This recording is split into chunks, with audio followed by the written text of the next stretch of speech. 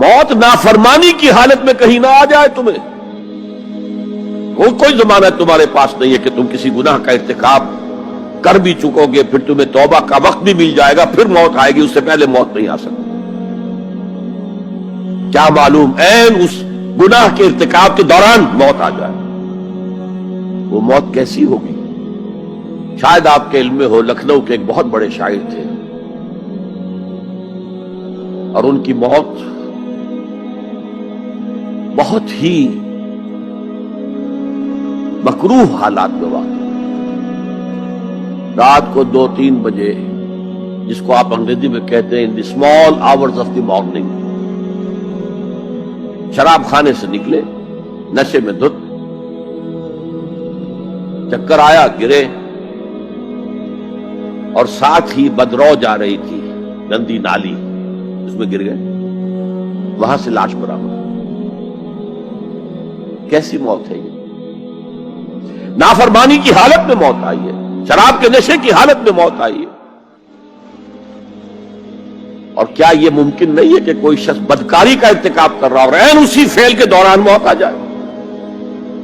اچھا، اب اگر آپ نے طے کر دیا نہیں مروں گا مگر حالت فرما برداری میں، اس کی ایک ہی شکل ہے، کوئی لمحہ بھی نافرمانی میں بسر نہ ہو، مبادا اسی لمحے موت آ جائے.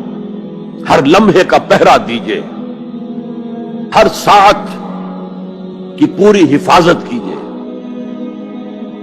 کہیں نافرمانی کا کوئی ارتکاب نہ ہو اور عین اس حالت میں کہیں موت نہ آ جائے. میں وہ حدیث آپ کو سنا چکا ہوں، لا یزنی الزانی حین یزنی وہو مومن. کوئی زانی حالت ایمان میں زنا نہیں کرتا، جب وہ زنا کر رہا ہوتا ایمان اس کے دل سے نکل کر اوپر سر پر منڈلاتا رہتا. کوئی چور حالت ایمان میں چوری نہیں کرتا، ولا یسرق السارق حین یسرق وہو مومن. کوئی شرابی حالت ایمان میں شراب نہیں پی سکتا، ولا یشرب الخمر حین یشرب وہو مومن. اگر ایمان بھی ہو دل میں اور یہ حرکات بھی ہو رہی ہو تو وہ ایمان 2 پیسے کا نہیں، 2 ٹکے کا نہیں. کیا اس ایمان کی قیمت ہے؟ کیا قدر و قیمت ہے اس کی؟ اب اگر عین اسی حالت کے اندر موت آ گئی تو یہ تو خلوع ایمان ہے، ایمان کا خالی ہو جانا ہے. یہ ہے وہ بات جو کہی گئی.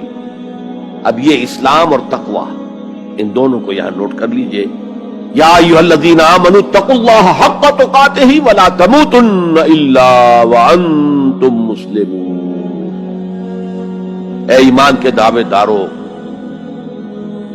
اللہ کا تقوی اختیار کرو جتنا کہ اس کے تقوی کا حق ہے، اور دیکھنا موت نہ آنے پائے مگر فرما برداری کی حالت.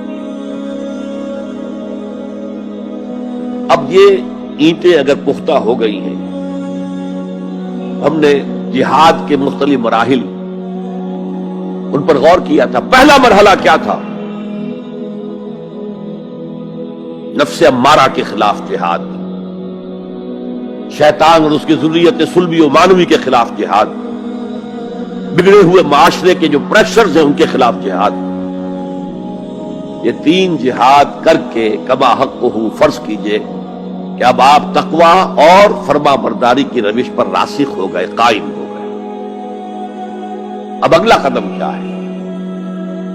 اب ان اینٹوں سے فصیل بنانی ہے.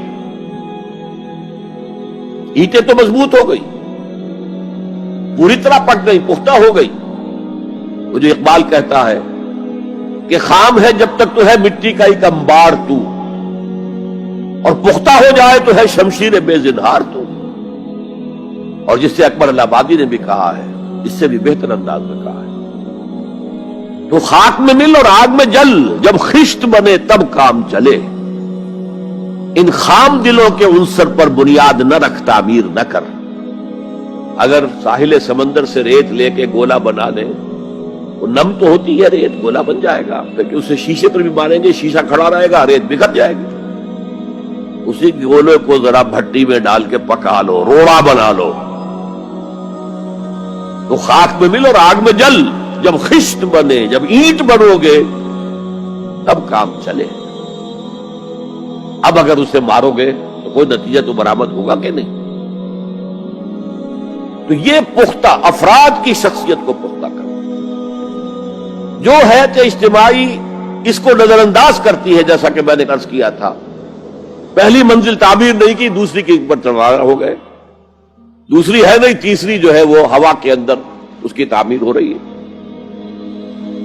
ہماری بہت سی ناکامیوں کا اصل سبب یہ ہے۔ حضور نے پہلے افراد کو تیار کیا ہے، افراد کے ہاتھوں میں ہے اقوام کی تقدیر، ہر فرد ہے ملت کے مقدر کا ستارہ، اور ہر حیات اجتماعی یا کوئی تنظیم ہو، کوئی جماعت ہو جو اسلام کی سربلندی کے لیے کام کرنا چاہے، اسے سب سے پہلے پختہ کردار والے افراد تیار کرنے ہوں گے۔ یا ایھا الذین آمنوا اتقوا اللہ حق تقاتہ ولا تموتن الا وانتم مسلمون۔ اب دوسرا نقطہ کیا ہے؟ ان کو جوڑنا ہے، اب اینٹوں کو جوڑنا ہے۔ And for that you need a cement substance۔ پچھلے زمانے میں چونا وغیرہ ہوتا تھا، چونے سے جوڑا جاتا تھا، آج کل سیمنٹ ہے۔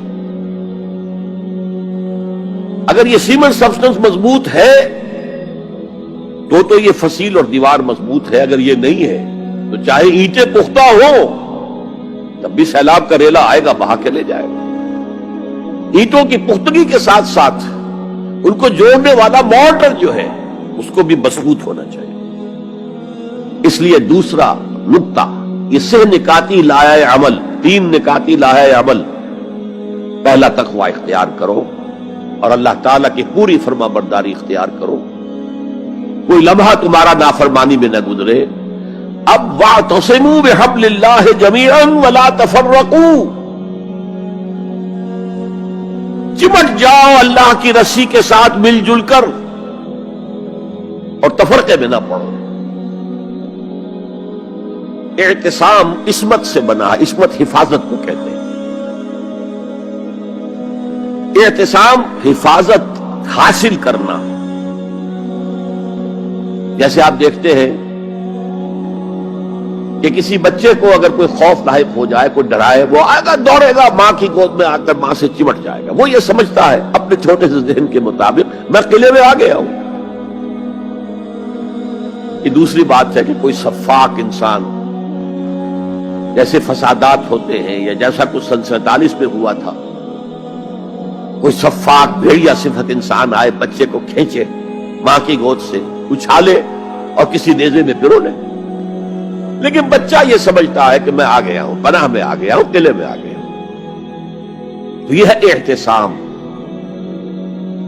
اور عجیب بات یہ ہے کہ جو اس سورہ مبارکہ کی جو ہم نے شروع کی ہے آیات، وہاں سے ایک آیت پہلے جو ہے 10ویں رکوع کی آخری آیت، وَمَن يَعْتَصِم بِاللَّهِ فَقَدْ هُدِيَ إِلَىٰ صِرَاطٍ مُسْتَقِيمٍ۔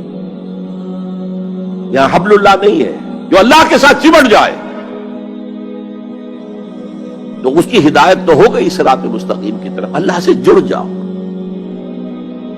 سورہ حج کی آخری آیت کے بھی آخری الفاظ یہی ہے، وَاعْتَصِمُوا بِاللَّهِ فَأَقِیمُوا الصَّلَاةَ وَآتُوا الزَّکَاةَ وَاعْتَصِمُوا بِاللَّهِ۔ وہ تمہارا پشت پناہ ہے، وہ مولاکم ونعم المولا ونعم النصیر، کیا ہی اچھا ہے وہ مولا، پشت پناہ، مددگار، حمایتی، کیا ہی اچھا ہے وہ مدد کرنے والا۔ تو وہاں پر بھی واعتصموا باللہ، وہی لفظ یہاں آیا، ومن یعتصم باللہ فقد ہدی الی صراط مستقیم۔ اب یہاں سوال پیدا ہوتا ہے وہ حبل اللہ کون سی ہے؟ اب اصول یہ سامنے رکھیے کہ قرآن مجید میں اگر محسوس ہو کہ کسی جگہ پر کوئی ابہام ہے، اجمال ہے، کہیں وضاحت کی ضرورت ہے،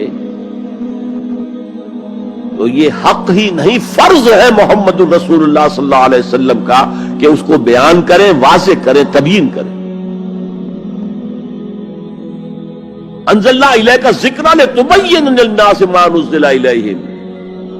اے نبی، ہم نے آپ کی طرف یہ ذکر اس لیے نازل کیا ہے کہ آپ لوگوں کے لیے واضح کریں وہ شے جو ان کے لیے نازل کی گئی، ان کی طرف بھیجی گئی۔ آج ایک عظیم ترین فتنہ ہمارے ہاں جو ہے وہ انکار حدیث کا ہے۔ وہ گویا کہ حضور کو یہ حق ہی دینے کو تیار نہیں۔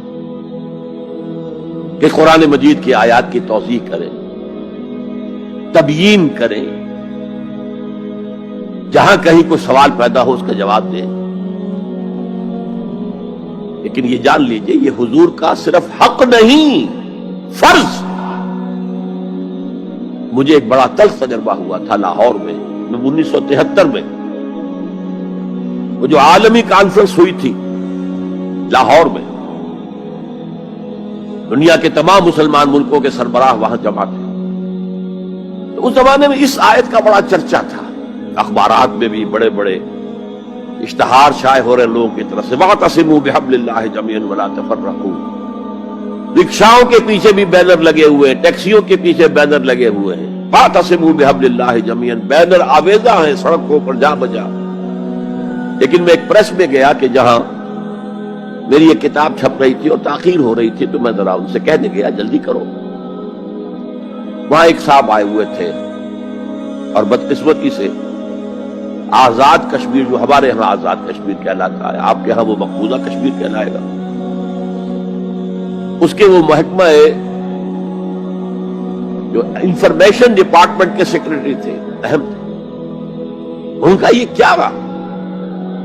یہ لا یعنی کلام ہے، بے معنی کلام ہے. وَاعْتَصِمُوا بِحَبْلِ اللَّهِ جَمِيعًا، کہاں ہے وہ رسی؟ کس کو رسی؟ کون سی رسی کو پکڑوں؟ بہت صدمہ ہوا، لیکن کیا کیا جائے؟ اصل میں کمیونسٹ ذہن کے تھے. اب اس لیے وہ اللہ کے رسول نے واضح کیا ہے کہ حبل اللہ کون سا. میں وہ حدیث آپ کو سنا چکا ہوں، حضرت علی رضی اللہ تعالی عنہ سے جو مروی ہے، نبی اکرم صلی اللہ علیہ وسلم، ترمذی شریف اور دارمی یا بیہقی میں موجود ہے. تو اس میں یہ الفاظ میں هو حبل اللہ المتین وهو الذکر الحکیم وهو الصراط المستقیم. حضرت علی فرماتے یہ ہے کہ میں نے سنا حضور نے ارشاد فرمایا ان قریب ایک بہت بڑا فتنہ رونما ہوگا، انہا ستکون فتنۃ. میں نے سوال کیا مل مخرج منہا یا رسول اللہ، اے اللہ کے رسول فرمائیے اس سے نکلنے کا راستہ کون سا ہوگا، مخرج کون سا ہوگا، ایگزٹ کون سا ہوگا. یا آپ کے ہالز میں جہاں ایگزٹ لکھا ہوا ہوتا ہے سرخ سی بتیوں کے ساتھ، عرب ممالک میں مخرج لکھتے ہیں اس کو، نکلنے کی جگہ، بھاگنے کی جگہ. اگر کہیں دھواں بڑھ جائے، کہیں آگ لگ جائے تو بھاگو ان روشنیوں کی طرف، ان دروازوں کی طرف، وہ کھل جائیں گے. تو جب حضور نے فرمایا کہ انہا ستکون فتنۃ، تو حضرت علی کہتے میں نے پوچھا بل مخرج منہا یا رسول اللہ، فرمایا کتاب اللہ، فتنوں سے بچانے والی اور فتنوں سے نکالنے والی شے صرف کتاب اللہ. فیہ خبر ما قبلکم و نبأ ما بعدکم و حکم ما بینکم، اس میں تم سے پہلے جو اقوام تھی ان کی خبریں موجود ہیں، تمہارے بعد آنے والی جو چیزیں ہیں ان واقعات کا تذکرہ موجود ہے، اور تمہارے درمیان جو اختلافات بھی رونما ہو سکتے ہیں ان سب کا حل موجود ہے.